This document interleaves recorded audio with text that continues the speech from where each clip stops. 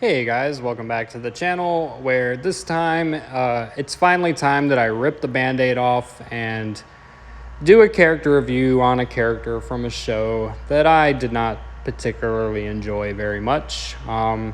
This time we're going to be doing a review of Trinity, I mean Master Indara from The Acolyte. Not sure why I chose to make this character the first one in the series, but this was one of the more enjoyable characters from the show for me, so I guess we'll start here and see how it goes. But yeah, so Master Indara is kind of introduced as being, your typical Jedi. She follows the rules. She's very, kind of in tune with her abilities.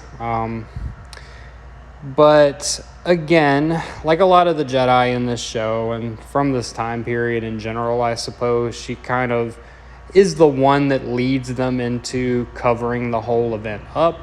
She doesn't really try to oppose it. She tries to stop the events of the show from happening and from escalating, and is very quick to scold her companions on their mistakes. But when it comes time to really open up with the truth of everything that happened, she's one of the ones that covers it up and goes along with it. She even suggests not telling the council, and her heart was in the right place with trying not to make things worse, but still not something a Jedi should do. So I got a docker for that. I think her limited fight scenes we got in the show was cool. She does seem like a skilled fighter. Always love to see Jedi in fight scenes. I mean, it is a cool thing, and it is part of Star Wars. But I do wish we'd have gotten more out of her. I think that's one of the many poor decisions, in my opinion, that the Acolyte made, was killing her character off so early. Her fight scene was okay, but a little bit anticlimactic in the way that she dies. And we do get more of her in flashbacks later on in the series, but, for how heavily she was hyped up and marketed, just a bit of a letdown that, in the present day, we really didn't get to see her do a whole lot.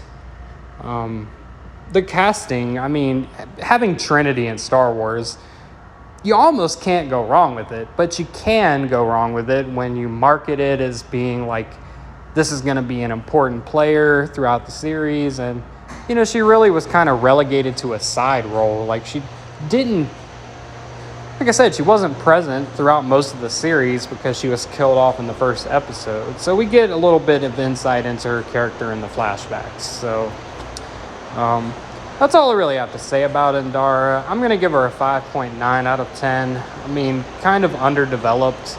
Would have loved to have seen more of, what led her to believing that covering everything up was the right decision, but I'm not sure we'll ever get anything more from her story.